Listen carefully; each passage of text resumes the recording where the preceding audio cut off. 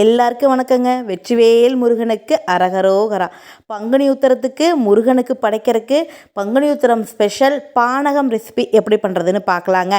பானகம் செய்யறதுக்கு முதல்ல ஒரு எலுமிச்சங்காய் அளவு சைஸ் புளியை நல்லா ஊற வச்சு எடுத்து வச்சுருக்குறேங்க. அப்புறம் பனங்கருப்பட்டி எடுத்துக்கிறேங்க. ட்ரெடிஷ்னலாக பானகம் ரெசிபி பார்த்திங்கன்னா கருப்பட்டியில் தான் பண்ணுவாங்க. நீங்கள் கரும்பு சர்க்கரை இல்லை அப்படின்னா கட்டி வெல்லம் கூட போட்டு நீங்கள் பண்ணிக்கலாம். கருப்பட்டி இருந்ததுன்னா இந்த மாதிரி துருவி கருப்பட்டியை எடுத்துக்கலாமுங்க.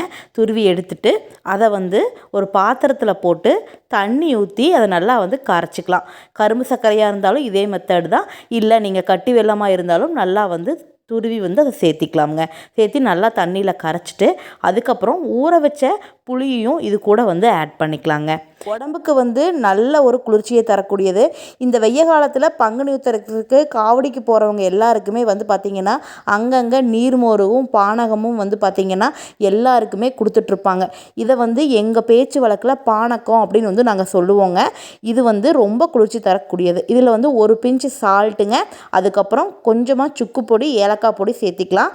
பங்குனி உத்திரத்துக்கு இந்த பானகம் செஞ்சு முருகனுக்கு நீங்கள் நெய்வேத்தியமாக படைக்கலாமுங்க. இந்த வெய்ய காலத்தில் பார்த்திங்கன்னா உடம்புக்கு குளிர்ச்சி தரக்கூடிய பானகம் ரெசிபி நீங்கள் குழந்தைகளுக்கு தாராளமாக செஞ்சு கொடுங்க. ரொம்பவே நல்லது. அது கருப்பட்டி சேர்க்கும்போது இன்னுமே சத்தான ஒன்றா இருக்கும்.